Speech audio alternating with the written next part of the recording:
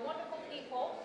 So I hope it was the same for you. So thank you for joining us for our third panel today. We had a short insights before lunch, if you remember. So our panel on agriculture today will be led by Dr. Mandeep Rai.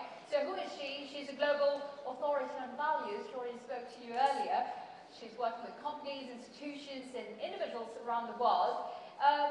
She has visited nearly all of the almost 54 African countries. I think it's the first time I've met someone who traveled to at least more than 50 countries in Africa. Well done.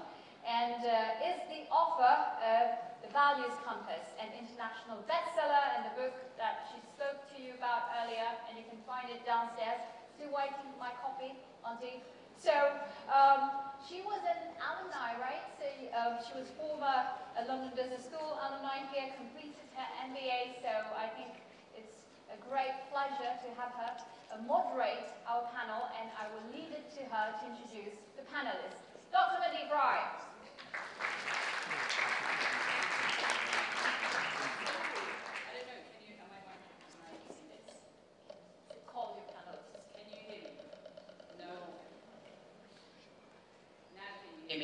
Yes, great.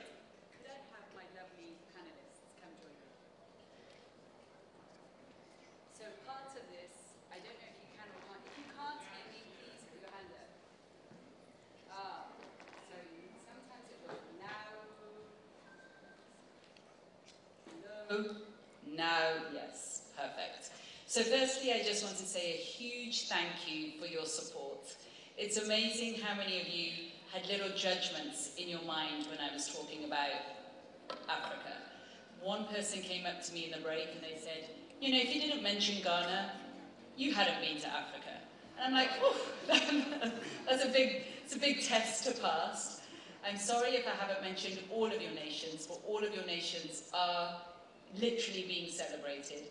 And each of your nations have so much to contribute to the world. So contribute to yourselves by spreading that link, please. And now please join me with a round of applause for these amazing panelists. Please. Thank you.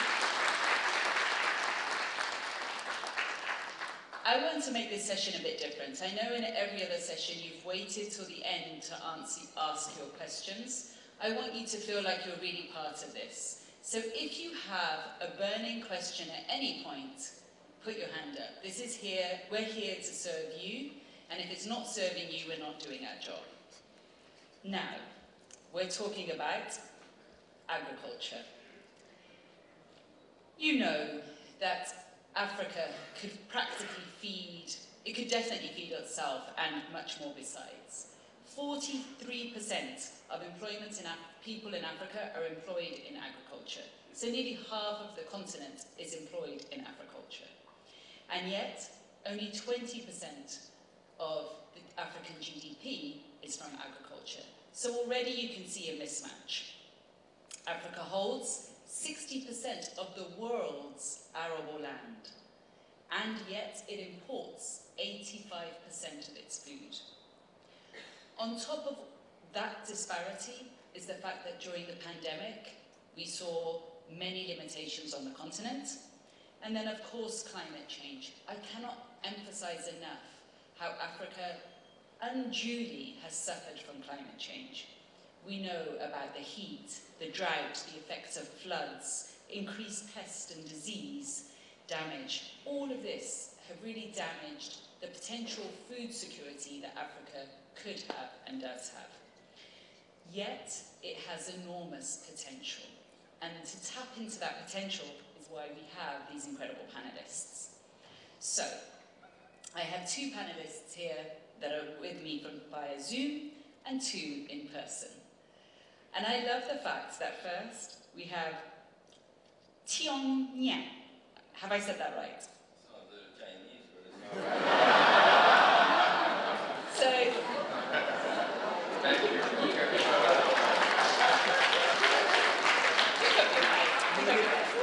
So, you know, when I was trying to get his name before I got on stage, he said, you can consider me the Chinese African. And now he's using it against me.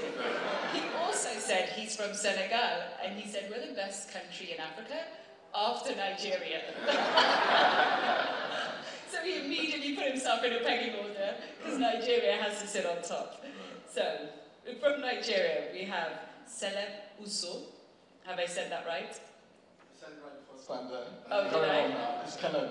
Caleb Uso. Caleb Uso. I had it right the first time. Yeah. And then we have, just to say, we have the founder of Youth Zone. Youth Zone, yeah. The country manager of OCP Africa. And then Erin Kelsey. Hi, Erin. I was betting you would have trouble with my name as well. Huh? What do you think? Have I got it wrong or is it right? It's Erin is correct and it's Kelekchi. Kelekchi. Yes. Oh, wow. Well, you can all read it, right? You wouldn't have pronounced it like that. But anyway, he's the Chief Investment Officer of the African Development Bank. Fabulous stuff. Thank you for joining us. And then Rebecca Mincy. Hi, Rebecca. I've said your name right? Yes. And she's the Investment Director of the Acumen Resilient Agriculture Fund. If you know Acumen at all, you know that it's a fabulous organisation. So thank you all for joining us. So first, I'm going to go to Sally. Thank you for taking a sip of water just then. We're going to talk about sustainability. Now, I understand that you have been expanding, you've been building new factories, and yet I know that there's a demand, an increasing demand for everything to be organic, for things, to be absent of chemicals and pesticides and fertilizers, etc. How has this trend affected you? How have you responded to this? All right, thank you. No, you're good. That is good. I think I all hear me properly. Yeah, for OCP, agriculture endeavors need to be sustainable, needs to be kind of friendly to the environment. The approach we use for investment is also that. We see that in our investments in agriculture, in fertilizers, even when people we have this argument about organic, inorganic.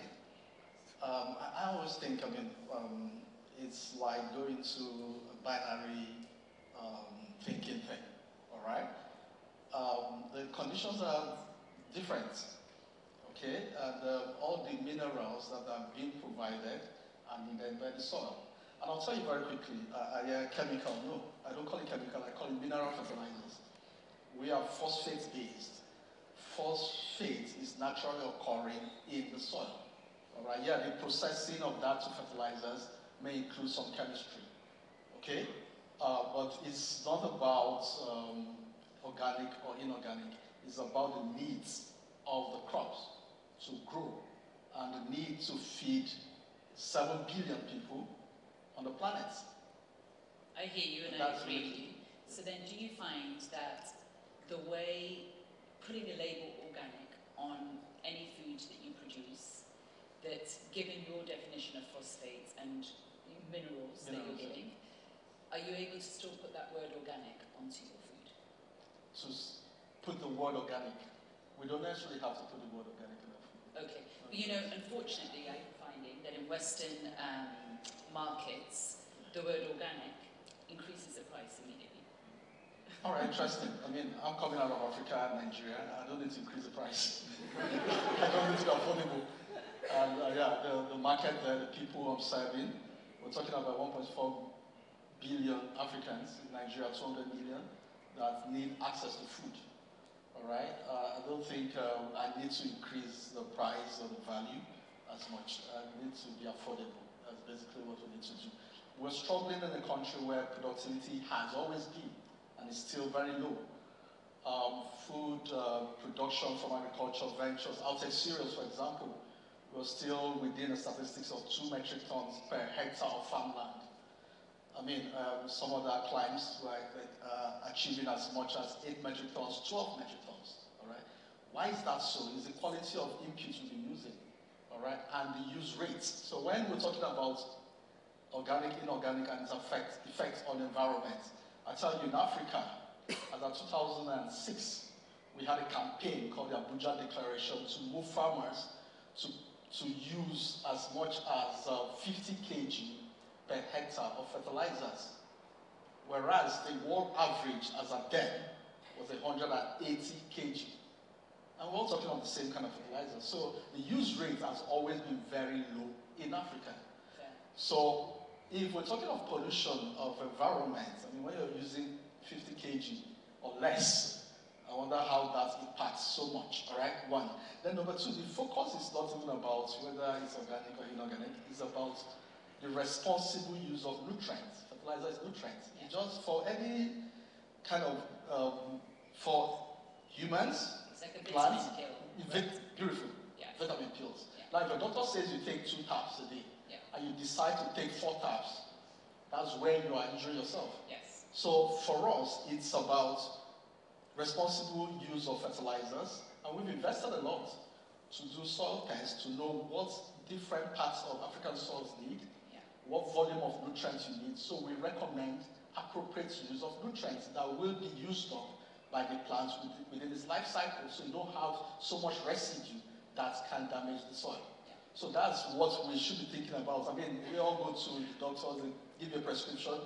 Beyond a certain threshold, you're damaging your body. Yes. It's the same way where you're feeding the plants, or feeding the soil. Yeah. You need to be responsible, and we've done a lot of investment in educating farmers and coming up with specialized fertilizers for different crops and different geographies. That's really nicely explained, and I think it's really important to think that different soils need different nutrients. Absolutely. So who are we to judge what's organic or inorganic at this point? I completely hear you.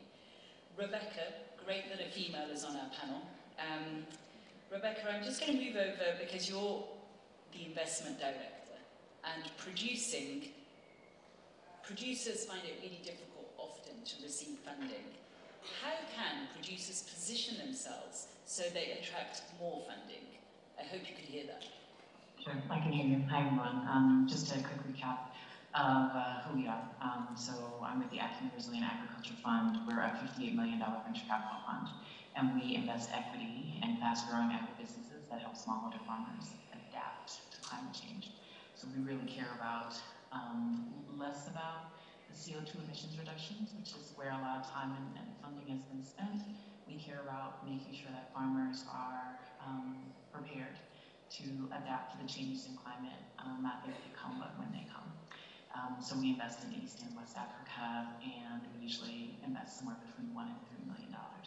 So that's the lens through which I'm kind of answering this question. And just to clarify, when you say producers, should I assume that you mean farmers and access to credit? Sure. Yes. So, sure, no problem. It's one of there are a couple things that are struggles for farmers or producers. It is certainly access to credit, it's the right types of inputs, it's training, and it's access to market. Those are typically the 4 bottlenecks that we see producers struggling with. And access to credit, is probably the hardest. There's a lot of innovation around it, but it is probably the hardest. And the reason why is because farmers typically don't keep, or producers don't necessarily keep good records all the time. So it's hard to know how much money is coming in, how much money is going out. Moreover, banks would rather invest in real estate or lend for real estate in a lot of the African countries where we invest instead of lending for agriculture, even though it's obviously quite important and a significant contributor to GDP. So the question then is, how can farmers actually get the credit that they need? I would say that, and I think it's hard, but I would say that if farmers can move away from like savings, so move away from maize, for example, where the margins are really low. If you can move over to horticulture or higher value crops, ultra premium crops, obviously you have to kind of get connected with the right inputs. There's going to be a cost investment, but if you can kind of transition from the very basic commodities, quite frankly, that would be more beneficial for commercial farmers or grown at scale where they're hyper efficient. If you can move away from those types of crops and move towards more specialized crops, yes, it can be organic, it can be regenerative, it can be horticulture, it can be vanilla, it can be cashews, it can be a whole slew of in-demand crops. And then you can connect with an off-taker who really cares about that particular crop because they can sell on to a market. Once you are able to reliably and consistently supply to an off-taker, then you can use essentially that income statement, so to speak, to be able to secure additional credit. And sometimes that will come from a bank, and sometimes it actually may come from the buyer that you're potentially working with. So that's just very kind of a high-level thought on how producers can access more credit, but we recognize that it is one of the major gating issues for farmers. Farmers tell us that when we talk to them once a year, and we certainly feel it in terms of what farmers are able to do and how much their profitability increases once they actually do have access to credit. That's fair, thank you. It was very well explained, but I just wonder if farmers were to do that, would we not get an imbalance? Like, more and more farmers are going towards those same few crops. So I think the basket of profitable crops is actually quite expansive. The thinner margin crops, that basket is actually pretty small, to be honest with you. So I think anything from, I'm sitting in Nairobi, so obviously coffee and tea, comes to mind, but we're seeing lots more in terms of various types of grains, various types of horticulture, various types of corns, various types of avocados. The basket of higher value crops is massive and it's growing, whereas the basket of lower value crops has been pretty static. It's pretty stagnant over the last couple of years, so I don't think that it would create an imbalance, actually. That's fair. Thank you, Rebecca. And I think you did a great job in explaining first the context. So I'm going to go to you, and I'm too scared to say your name in a Chinese way again. And, Youth Zone has been, I think, created mainly to make Africa self-sustainable. That's the philosophy, right? Can you share with us, is that the philosophy, and how are you going to go about it? Thank you very much, Doc, for the kind introduction. I wanted to start by thanking the organizers, Nice. the Africa Business Summit, these amazing upcoming leaders for our continent. I'm privileged and honored for you to allow me to be here tonight.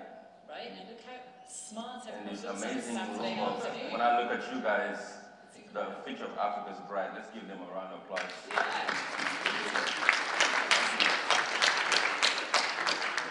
Nicely said, thank you. Thank you. So, yeah, listen, I'm not, originally I wasn't a farmer. No? I had no I put you idea. down as a musician. So. It was my partner Akon, who was a musician. I was more involved in politics in the U.S. Okay. And then, when Akon and I started this project about Akon Lighting Africa, we started traveling around the continent. Then I saw a close hand was going on with us. We claim so much about, by the way, the real jollof rice that come from Senegal, not from Nigeria.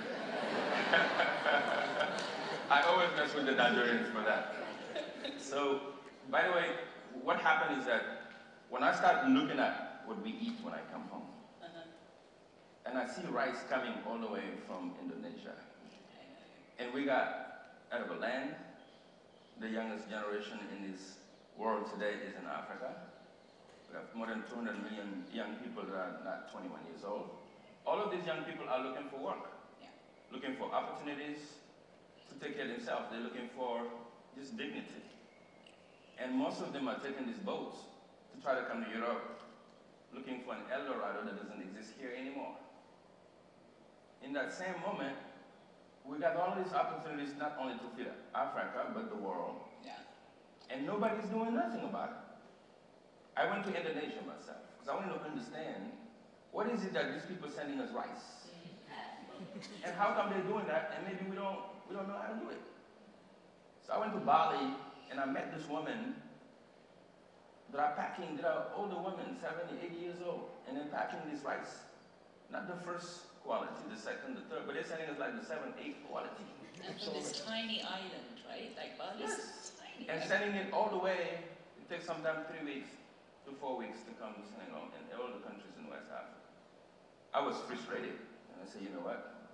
It's time to do something. This is when I started to think of moving back home. And a lot of other things, because the second point is that I've lived in poverty. I know I've dealt with hunger. In my home, in my grandfather's house, we lived sometimes 3-4 days we didn't have rice to eat. I lived in those conditions. And until today, more than 70% of the population of my continent, your beautiful continent, are living under $1 a day. You are the blessed, the lucky ones. Absolutely. 0.001%. We are all blessed. But you, who much is given, much is required. You are called to answer to these issues and these challenges that we are facing. Yeah. It is a generational call. That's why I left my comfort in the US, because I didn't want to be on social media. It's the easy way to do it. To talk about how wrong things are and blame government, insult other people, to make myself feel like I'm contributing. That's what's happening. You're all laughing because you see this.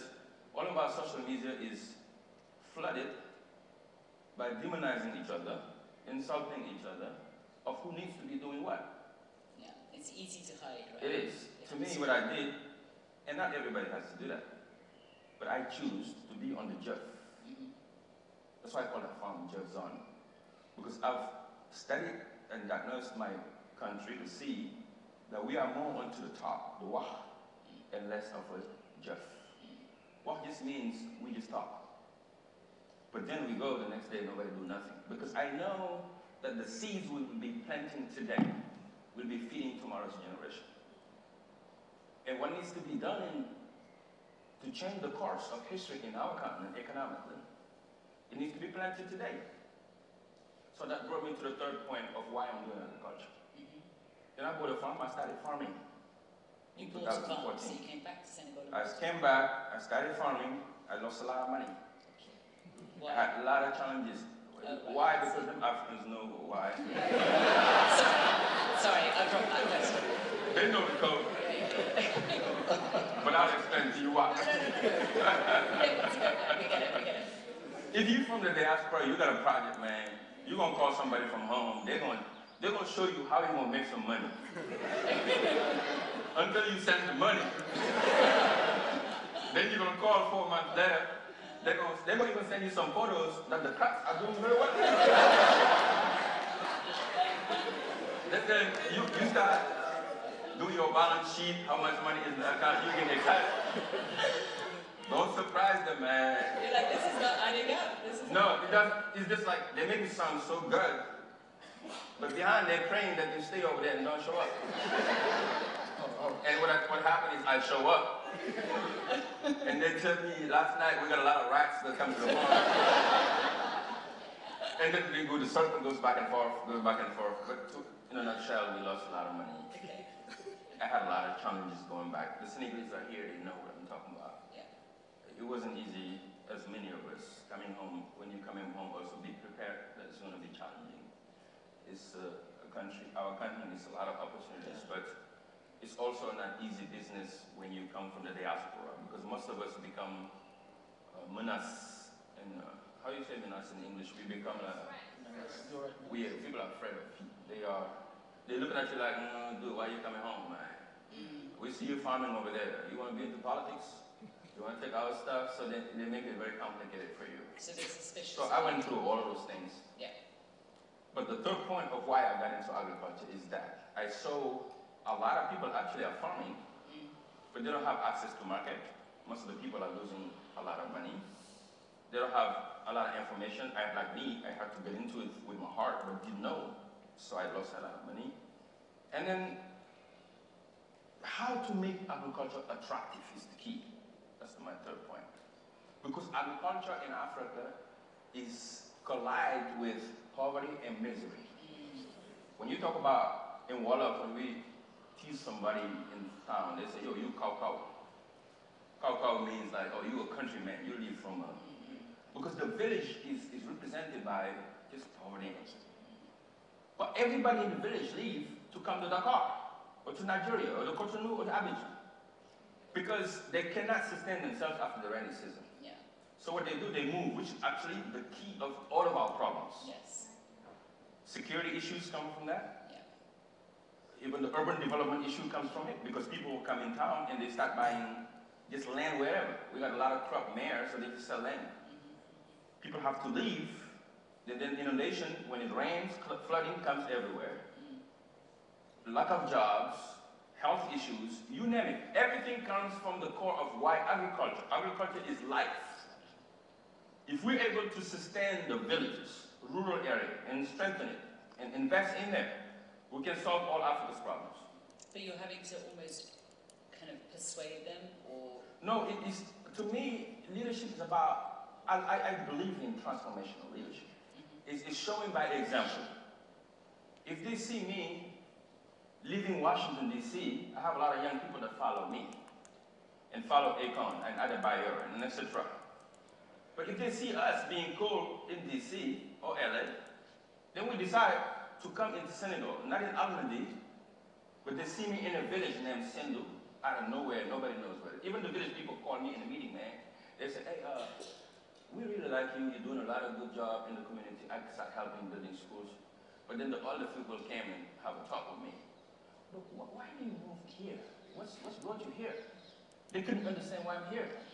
Because they don't value the community. So when the young people see us doing that, they start questioning, what is into this farming? That's why I built the Job Zone Institute inside the farm, to teach young people the business of farming. I feel like applauding. And to make it sexy, so they can do it. And believe it, right now, farming is becoming a little sexy. Because I have young people coming from here, from the US, from Haiti, from countries I didn't imagine, to come to do 2 weeks in the farm and studying. And when they come, I make them rural people, man. I make them rural, but I make everything available for them. And then now they're being attached to the land. If we're able to do that around the continent, we can tend the spectrum. Next week, after Canada, I'm going to Togo. We're launching our farm, Adebayo and I. So we're taking it now from Senegal to Togo. And I gotta go actually in 45 minutes because I gotta go to Gabon directly from here. I came just to meet you. Oh, so we can cut it short so they can talk. I come back. Thank you. That's what got me into farming. And you're gonna love to. Have you been to Togo before? You say what now? Have you been to Togo before? Yes, I've been there last month to launch the project. Okay, good. But we launched the application, more than 5,000 applicants, so we picked 20 young people. And late next week, we're starting the first class in the Adebayo farms that we're launching there to train them. I was able to secure some funding from PNUD, UNFPA, to be able to fund the first ones that come out of the class. From the transformation, produce group, production, transformation, and distribution. Each one of them will be a GIE company, and we'll fund them to follow what they're doing. And what I've been doing with women in Senegal lately is to focus more into now the transformation. So we opened a factory in Senegal that's transforming for the young woman, and then we are distributing it from there. And with the beautiful labeling too, making sure the packaging is right. Because where we are today, my brothers and sisters in this room, and this is for you, especially you, the future of the continent, is calling. That we are in a very historic moment to decide what Africa will be like. We have to rewrite the history of our continent. It depends on nobody but us. You are in London studying in one of the greatest schools in the world. Some of you are living in one of the greatest towns in the world. You are not the first to do that. And Nkrumah came here. You know, Senghor came when the France. Patrice Lumumba came here, and etc. and etc. Nelson Mandela, our founding fathers, had to come in these countries to study, but struggling on what they do to come home and solve the issues of the continent. They succeeded something, gave us liberation politically. Now, as Mandela's wife told me a month or 2 months ago at the dinner table, she told me to remind you wherever I go, what is our mission? Economically, we have to liberate the continent, and it depends on you. This is the most growing economy in the world is Africa. It's under construction right now. It's being built, and we need builders. If it's going to be built, with or without you. If we don't come, somebody else will build it. And you're going to come to a house, everything is built, and you're renting your own house. Yes. That's exactly what's happening. Everything is being built, from infrastructure, agriculture. And now, to tell you what, agriculture now, before they send us food, now they're coming by land, our land. Yes. Next to me, we have Chinese, Turkish, Spanish, everybody buying land in Senegal. Because 365 days we have sun. Here, it's too cold for you guys to do all that. But you were able to feed yourself. They're buying land, producing in the continent, transform it, sell it to us and to the rest of the world. While we're still there or around the world just thinking somebody's going to come and save us. This is the message that I'm bringing to you. This is why I came here to see you. Thank you.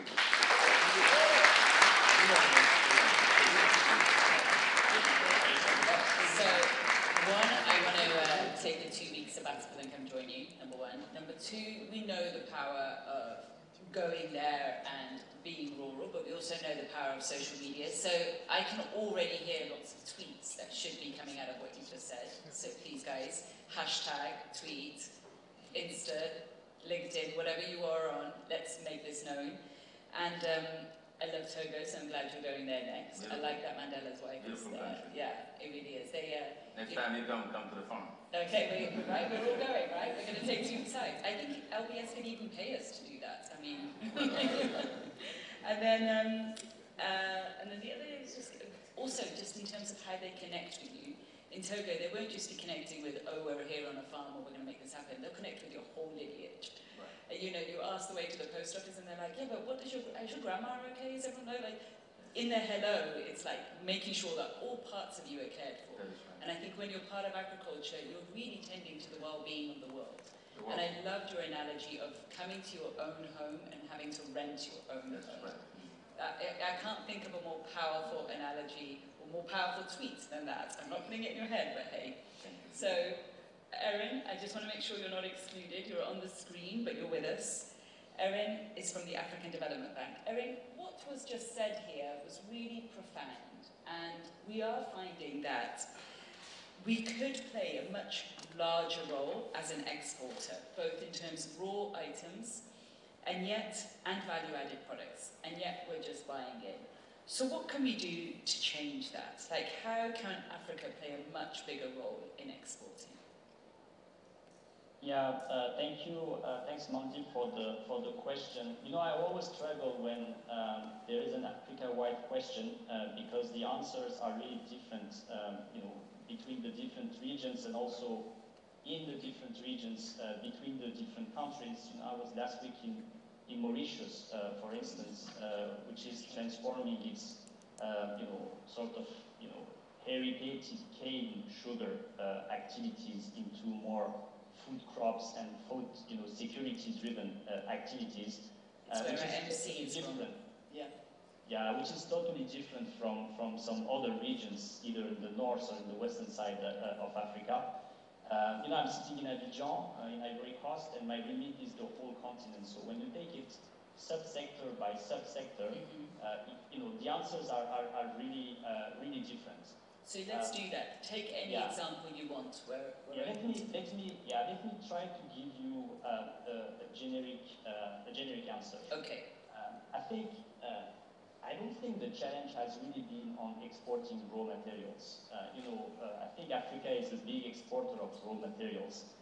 Is a big exporter of, you know, a lot of the cash crops that you see in Europe, in India, in the US, and everywhere in the world. I think the challenge has really been into climbing the ladder of processing the crops that are produced in Africa. I mean, Africa is, if you just take Ivory Coast and Ghana, you hit about 75 to 80% of the total export of cocoa around the world. I mean, any chocolate that you're eating and that is processed in Switzerland has a component stemming from Africa. So I don't think the challenge has really been on the export of those raw materials. It's been mostly on feeding actually the continent itself, on processing and creating a supply of food products which can actually feed Africa and substitute the bills, the larger and larger bills that the countries are paying in terms of imports.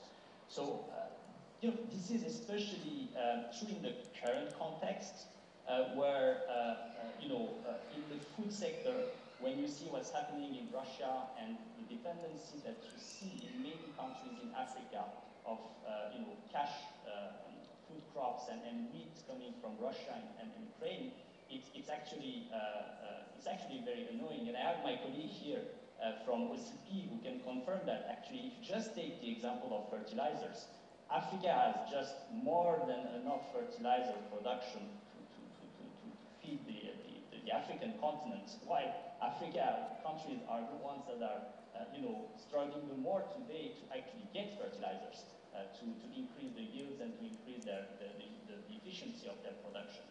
So there are a number of challenges that are stemming, from the lack of infrastructure, historical lack of skills, sometimes a weak institutional environment and support systems, bureaucracy, lack of market intelligence, fragmented supply chains, and so on and so forth. And I have to say that the global regulatory environment is also not always conducive with the challenge of facing dumping from countries where the agricultural space is heavily subsidized.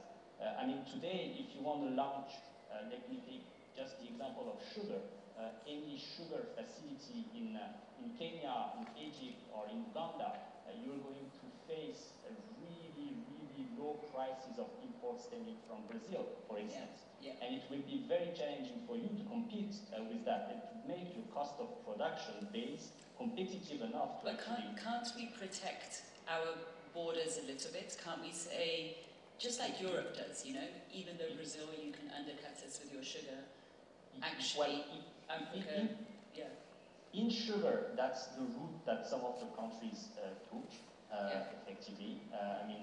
You've seen the different announcements that took place last year and the year before, especially in the western side of the continent, of either banning imports of sugar or increasing the barriers to entry for sugar coming from those countries. But at some point, you need, it can be a short-term approach to build your production base, but you need to reach the scale where you're competitive enough and when you can live without the inherent political risk that you have in this type of decisions. Let me just give you the example of the Seychelles.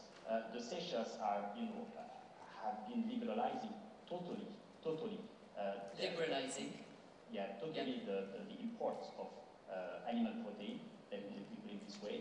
And it happened from one day to the other. From one day to the other, you basically have farmers which were, pushed to bankruptcy. And you can, to some extent, protect and do the opposite, but you are never, safe enough economically if the other decision or any type of other decision comes because there is a change in the approach or a change in the governance structure of the state. So the idea is, yes, we can do that, but it has to be short enough to build the scale to make those businesses sustainable by themselves. I think that's the way I would answer to this question. That's fair. I know that the audience wants to chime in, so I'm just going to give you some warning that I'm soon going to be sending the microphone out. Please get your questions ready. But before that, thank you. Before that, I just want to give a kind of an LBS type question, an entrepreneurial question, and ask any of you, and I want to make sure that you all ask questions to everyone so that those on the screen are also included. Direct your questions accordingly. So to whomever, what are the new sectors that us entrepreneurs should be going into to make the maximum impact on the continent? I don't know who. Well, I can take that. Everything is urgent. Everything in the garden? It's urgent, yeah. There are lots of opportunities in Africa today, a lot. We can take agriculture as an industry, the entire value chain of agriculture. I'll take an example from Nigeria. We banned the importation of food. Fruit? Yeah, political food. Food. So, yes, this is exactly what I think the whole of Africa should do. Well, political reasons, but at some point, it's something to do. Because you also need to catch up. Yeah. All right? Otherwise, you will eternally be dependent. Yes. You will never catch up. All right? So can we not spread that Africa-wide? So it's something we did in Nigeria with these political regime leaders. What that gives opportunity for anybody playing in the agriculture value chain to bring value. Yeah. Because proud to them, we're importing close to some million tons of rice. Yeah. All of that rice is farmed outside of Africa. Yes. right? And The mechanization happens there. We didn't build capacity for mechanization because there was no market. Yes. The inputs happened in Europe. Yeah. We didn't build any capacity for seed production, agrochemicals, nothing. Extension service, which you can make money from, was not there because there was no need, there was no market. All the processing of produce, storage, bagging, transformation to all kinds of food never happened. So now, like you said, we are urgently in need of a lot of investment in the value chain. I'll tell you what, we try to work with big farms, emerging farms in Nigeria as OCP, and we found out that tractorization is a problem. People don't have access because we never had a need. All the food was coming from abroad. So it's a big opportunity for anybody to say, okay, I'm going to be offering probably tractor services, small implements used by the smallholder farmers. So a lot of opportunities are available, and some of these are being innovative, using, in business schools, you have the best of network. You've seen things happen in the rest of the world. You can bring that quickly and change things and make great value and take value out of that. So there is big opportunity in Africa today in agriculture. The value chain needs a lot of investment. Well, let's be a bit entrepreneurial. Is there anyone in the room that actually has an idea that they want to share? I want to say a few words. Oh, wait, go. Say some words. So, the question is interesting because people always ask us what's urgent there, what needs to be done. But I like to always put into context what you have here. In London or in the US or in France, you guys have reached a ceiling because you prioritize on your development plans. First things first, and then second things comes, and etc. Example, for us, there's a fundamental things that we escape on development. That's why it's very difficult for us, because there's some things that you cannot escape. We have to make sure when a Senegalese or an African lumber gets up in the morning, his issue is not about food anymore. Because if the person doesn't eat, you can't talk to them about all projects that you want. But he's watching you and when you're going to give him $1 to eat. This is something that's very fundamental because I know now what it is when I was in the villages. I used to come and spend money on projects. You talk about long-term projects. You tell young people, you try to explain to them how to get to a long-term project. You're investing. They're like, all right, long-term projects. But when you put the money, it disappears because they want to buy a bag of rice. People are into survival mode. Here, you don't have the problem. The second problem is to be able to send your children to work, to school. Until today, while I'm talking to you right now, millions of young Africans are studying under the tree. Forget electricity, forget the rest of it. Don't even think about internet, because to have internet, you have to have energy. 600 million of our people are in the dark. If you don't say nothing, do nothing, nothing changes. I'm talking about right now, if you go to your house and there's a shortage, there's no power, you're going to be calling somebody, the mayor's office or the power, whatever, you're going to be arguing, right? Over there, they don't even have it. And these kids, in these conditions, supposed to compete with your children here and in Harvard in this world of technology. Schools I'm going, because I have a school that I created in Senegal. It's called Give One Digital Academy. Give One Digital Give One Project. So I'm teaching young people about cybersecurity, teaching them about everything about coding, programming. Is this in Dakar? It's in Saleh. In my own funding. Because I saw the need. We have to. These kids don't even know how to type. They never seen an internet ordinateur, like a computer, some of them. So we have to make sure education is priority, and we have to revolutionize our educational system, because most of our African countries, example my country, they are studying under the colonization curriculum. We are training lawyers, psychology, French, Spanish, even language we don't need, Russian and Chinese, and etc. So when we finish school, all the graduates, c'est des chômeurs. People who got no jobs and no skills. And these are the young people that we have who's supposed to be representing us tomorrow. The third point, man, there's so many of them, man. You even, it's like, it gets very emotional for me talking about these things.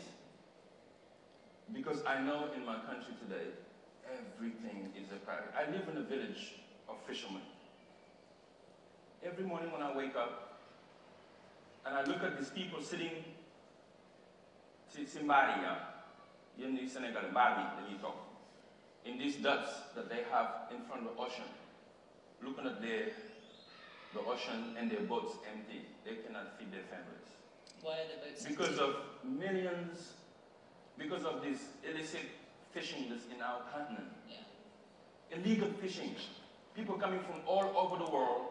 We can't control our ocean. There's no security. And they come in with these illegal things you can't imagine doing in here. What is that? Is that the public with big sector? boats, with big vacuums. Is that the government failing you? Why is it? It is government fail, it's the community, it's the international community, but it's our responsibility. I don't like to blame people. Okay. I like to see what. So that's why I'm bringing this awareness to them. What can we do about that, though? Well, the first thing they're is vacuuming your seas. they're taking all the fish. Right. First, we can't even eat a good jollof rice anymore. We can't find no fish. Yeah. The second thing is, so what can we do about that? people don't work. What can we do about it is making sure that these young people, when they finish what they're doing here, to come and help us run into office, get into policy, and be in the new leadership of the So continent. that's public sector, that's legal, that's you name it. Exactly. So all of those kids in these coastal villages are all taking the boats to try to come to Europe. Yeah. No. And it's saddened to me because we are the richest continent in the world. But habited by poor people. And this should speak to you. So all those boats we see in Dakar, right? Like Senegal is almost like a land of boats, as you land. Are you saying literally the sea is now clear of fish? They can't find fish. If the Chinese or Russians come in and take these big vacuums and take all the fish, where are you going to find the fish? And And they left us with the poipa and stuff. You know what I'm talking about? Like the leftovers, that's what they sell the local Senegalese. Like they're doing in agriculture. I mean, I'm bringing all of this up to tell you that everything is an urgency. In the telecom company, somebody else is doing it. In the roads, somebody's building for us. In the airport, somebody's doing it. You name it, there's nothing in Africa. Our water is controlled by France. So that everything is built by somebody else. We already are renting our own home. That new airport, that's like an hour away from the Turkey is leaving. You go down there, you cannot find chebojan, you can find lach, you can find fonde, not the Senegalese food. You find food from Turkey. These are their seas. So you can be proud. I'm proud of Nigeria. Look at the Afrobeats all over. I was in New York last week. I come into the Uber. This is African-American kid. African Americans were very conservative over there on music. They don't take overseas music. We're very conservative. But when I come in there, it's whiskey on the top. I'm like, all right, brother. What you know about it? Say, oh, we like Afrobeat. So this is good for us, Yeah, but equally, Senegal can do this. Every African. Right. Do you think we want to get a mic roaming? Yeah, I think it's very, very exciting. I think we can continue forever, Thione, I'm sure. But we have to take questions from the audience, and probably we'll have a quick feedback also from Rebecca and Aaron, who were raising their hands a little bit. So maybe Aaron, you wanted to add something at some point somewhere? No, I mean, I don't know if it was really about that shift in the agribusiness in the continent. So I would just, from my perspective and the way I look at it as a financier and as an investor into the continent, is that we basically need three main elements or three main components for that shift to happen. The first one, and that was introduced by Caleb, is really the diffusion of a large-scale advanced productivity increasing technology. I think that's really the first point that really comes at the top of my head. The second one is really about developing a very cohesive input and output market structures. And this is something, and Rebecca, talked about that, I think touched to that point when she referred to what we call value chain financing. And that is key for financiers in order to de-risk or have a de-risk approach in any transaction operation that we're doing. especially when it comes to financing the increase of production capacity for any farmer or any food and ag producer on the continent. And the last one is a well-functioning private sector to lead the growth and management of that sustainable agribusiness. And this is something that can only happen if there is scale and if there is enough equity stemming potentially from other sectors and going into the agricultural sector in the continent. So these are the 3 points I wanted to mention. Brilliant, thank you. Thank you, Aaron. Rebecca. I didn't have much to add. I just really wanted to underscore, yes, there is a sense of urgency, but really the root problem is just around the quantity and the quality. The yields are very, very low. The quantity is not enough to meet global demand, and the quality is inconsistent. The feedback that we're getting from buyers is just that we'd be happy to source from sub-Saharan Africa, but we need 20,000 metric tons instead of 1,000 metric tons. We need an avocado that looks like this instead of an avocado that maybe looks like this. We need mangoes that are this size because this is what sells in, in a British shopping center, not necessarily this. And so I think there's a lot of work to be done. I do think that the demand is there, but the biggest hiccups that we're seeing are really around consistent and the quality of the supply. And if we can, as Aaron said, increase the productive capacity in agriculture in sub-Saharan Africa, then I do think that it's really poised to take off in a more substantive way than it ever has. So, thank you so much. So we have about 8 minutes before we have a flight to catch. So if anybody can be quick. There are concise questions, please. Thank you. Please introduce yourself and where you're from. Yeah, hi everyone. My name is Anita and I'm from Euromonitor International. And my question is to Rebecca on what she just said about the buyers and their demand and how we're not meeting that demand. And I always think, is there a way to have a compromise when it comes to things like, for example, size of avocado and the size of what a mango should look like? If mangoes grow really big in Uganda, for example, where I'm from, can't the buyers compromise on that and take what we are able to produce? Because it might be hard to control variables like size or taste, etc. Yeah, so thanks for the question. I'll be brief because I know everyone wants to, has flights to catch. Essentially, it really depends on the end consumer, so us. So when we go to a store, we pick up an avocado that's a certain size, we pick up a mango that looks like this, we pick up an apple that looks like this. It can't be bruised, it can't have any dots on it, it has to look quite perfect. For any of you who have gone to, kind of high-end grocery stores, it's beautiful when you go in there. Nothing is bruised, nothing is damaged, nothing is dark. So unless the end consumer like you and me are willing to be happy with, or there is a supply chain solution that allows us access to and gives us the ability to flex our buying power to take, oddly sized, items, or the supply chain, again, it starts with us, but then there's a supply chain, an uber efficient supply chain behind us that basically has crates that are specific to the size even of the avocado, of the mango, of the tomato, etc. So I think it's right now, I think it's a bit of a tall order because supply chains are built on customer demand, and unless there's a mechanism to change what we buy, then the supply chain won't change, and then the demand profile, the size profile, the sweetness profile, etc., it won't change either. So I think it's a tall ask is the short answer to your question. I saw a few other hands go up. Thank you so much, Rebecca. That was really clear. And it's true that perfection is unsustainable. Hi, my name is Ibrahim from Leatherback. We're primarily a payments firm, but coincidentally, I'm also a farmer. One of the largest tomato farmers in Nigeria.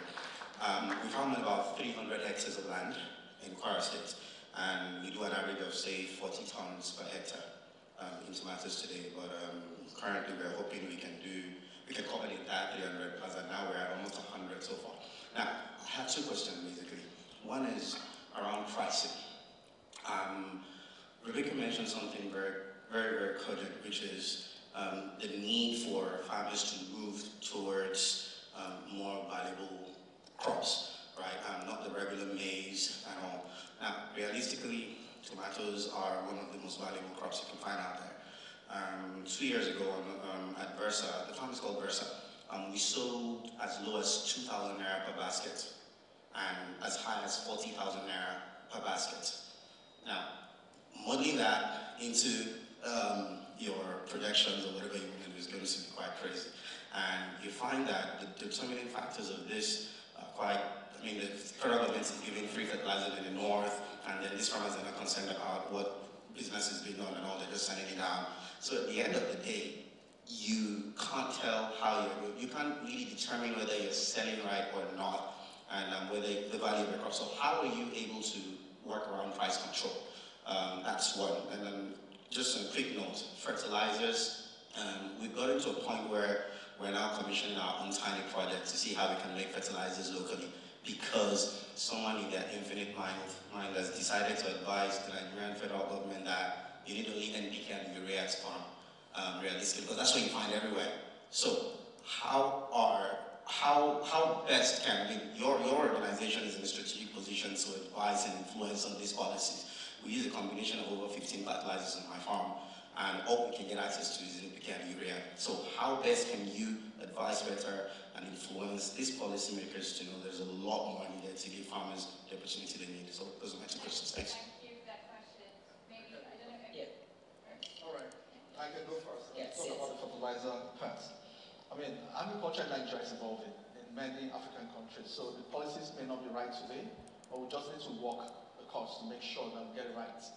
In fertilizers policy in Nigeria, 5 years back, we came with a new policy, the PFI, right? And everybody was constrained. Was constrained. Presidential Fertilizer Initiative. Okay. Everyone was constrained to sell NPK 2010. All right? It was horrible, but we know it was a journey. We're getting somewhere. So participants in the industry were pressing on government, even OCP, to help grow the space. And we had milestones to how we will evolve. Today, the space is so opened up that you can produce a lot of other kinds of fertilizers, all right? Folks are producing different formulations of NPKs with micronutrients, and this is the first time in Nigeria because we domesticated production. Prior to this, you will be importing from the rest of the world only macronutrient fertilizers, NPK 1515, 2010, only. So it's a grammar start, we're getting there, and I understand your concern. For private sector players like ourselves, we have developed the production capacities for customized blends of fertilizers for different crops, and we've sponsored R&D for different crops, 12 crops in Nigeria, with notable research institutions for the specific nutrient fertilizers for different geographies of Nigeria and different crops. Tomato is one of them. We're in partnership with Syngenta Foundation to grow the usage of the specialized fertilizer we've developed for tomato. So this is possible, and organizations like us is making the moves with government to make sure that they can bring in all the raw materials required, the micronutrients as well. And they are gradually responding. I tell you what, the COVID thing that was supposed to be a problem to the world actually played for good. Also the Russian-Ukraine crisis, because we couldn't get some materials, and the traditional fertilizers couldn't be produced. So the conversation was hard at the policy level for why the country should save on nutrient utilization by embracing specific fertilizer for different crops. And that's where all of the research we've done came to the fore. And the government agency, unfortunately, which is the only sole buyer of raw material, is now embracing that to provide the raw materials needed for different kinds of fertilizer. So now you will be getting whatever you want. I've got a lot of clients that come to me and give me their own specification we customize for them. Babanguna, for example, try to bring the big players in agriculture. So it's happening, and I'm sure you will benefit from that. Brilliant, brilliant. So one last question to you. we have a digital one. Oh, great. Perfect. We had one from the room. Very briefly then, please. Very briefly. If you have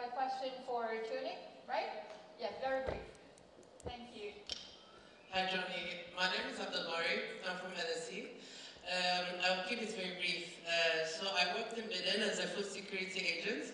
And what I noticed with the children that you've spoken about is that like they go to schools and there's also, they worked in agriculture, so they can't study very well, they can't do agriculture very well. So what would be kind of your advice? And there's also the culture that's placed into it because parents expect their children to work, etc. So my question is, how do you kind of work around this? So like how do you work so the students have the best education? How do you install the love of agriculture to them so it's not forced?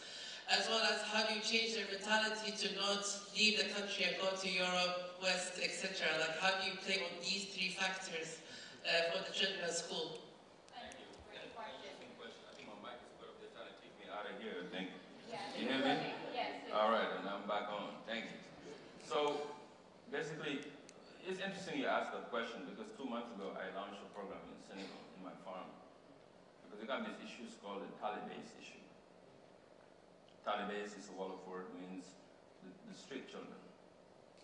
These kids are just in the streets, begging for food, while our children are in school. I did a painting in my Facebook and Instagram I put on. So I like to paint, so I painted this picture. It was a way for me to express myself about the issue that I really don't like, of seeing the children in the streets without saying anything. And I painted it. These kids are walking towards the school, and these kids with no clothes, shorts, and just begging, looking at them. And it's a lot of comments. It went viral. And when it happened, I got inspired to see that we need to really invest in these kids to have access to education first. Then in the farm, I had this building, I wasn't doing nothing with it. So I called some of the daughters and got the kids from them. And they're living right now in my farm. I created a Jobzone Dara Modern. And in the curriculum, in the morning they go to study Quran first with the teacher that I paid. After when they finish teaching that, they go to the farm to learn, like 1 hour in the morning, 1 hour in the afternoon. We have to also teach them about how to make their own food. And they learn about technology, they do coding classes in the evening time, and they go back to Nafar, and then study again the Quran thing. I think I'm testing the projects to see how we can scale that up inside the country. Maybe those are kind of projects that we need to be more innovative, because also we have to understand in our culture we are very attached to the Quran because it's our value, it's our religion. Me, I was born before I studied anything, I studied Quran first. And then in the villages, people don't have medov, the manpower. So what they do when they have children, they accept for them to help them in the farm. Every country has their own realities. What's good here doesn't mean it's bad there. It's just that how can we innovate enough to give kids still access to education? Because they're teaching them work ethics too, which is very important. They're not dependent, they're teaching them work ethics and those rolls around. But I'm with you, I'm testing it myself, and in a few months you will see where it's gonna go. But it's like one of the most important projects to me now. Waking up in the morning and see these kids studying, but then going to work at the same time. It makes me feel good, and I want to scale it. There's 20 children right now at the farm, and then they're all from 7 years old to 14, and I'm scaling it up hopefully to hundreds within 3 years, inshallah. Thank you for having me. If there's not any other question, I can say goodbye to you all. We just have one final, and then we are done. Just one final question, cooperation expansion in Nigeria. I think you could just give us very briefly a quick snapshot of what OCP is doing in Nigeria and beyond, very briefly. We're doing a lot largely. We try to invest in the entire whole value chain of agriculture, knowing that we, as a continent, we need a lot. And of course, you meet a lot of people that talk about the government, what the government needs to do and all of that. But big corporates can actually take these bold steps to invest. And the nature of investment, like what OCP is doing, is more like social impact investment. It's not investment to change the lives of Africans from where we are. It's not investment that you start counting returns in the short run. It's investments that you start yielding probably in 10 years. It may sound strange, but of course, OCP is a 100-year company beyond, and we're big corporates, so we can enable that transformation of the continent. Yeah, so we're investing in production capacities across Africa significantly. In Nigeria, we have 3 fertilizer plants that are going to be launched within the next 7 months. One is officially going to be opened 27th of this month. All right? We're investing in market development activities, research and development, in extension services, in distribution as well, because we also found out that distribution is one major problem. The city centers are where the trading activities happen. The villages, which could be as much as probably 50 kilometers, 60 kilometers away, don't have access. So OCP has invested, as of today, we have invested in 83. This year we managed to add another 50. That will take us to 130 something of distribution centers, physical assets with training rooms, with capacity to hold inputs and produce across Nigeria. The big target is 500 of those units by 2025. So it's about, we're not just fertilizer, it's about unlocking the potentials and opportunities in the entire value chain. This is what we're doing. We have projects we call like the Agri-Booster, which is putting farmers together, accessing finance, trainings, making them more productive and giving them access to markets. So it's a closed loop thing from end to end. And that's very exciting for most of the financial institutions that can't finance farmers because they know they're financing a whole project and it's being superintended by a big company like OCP.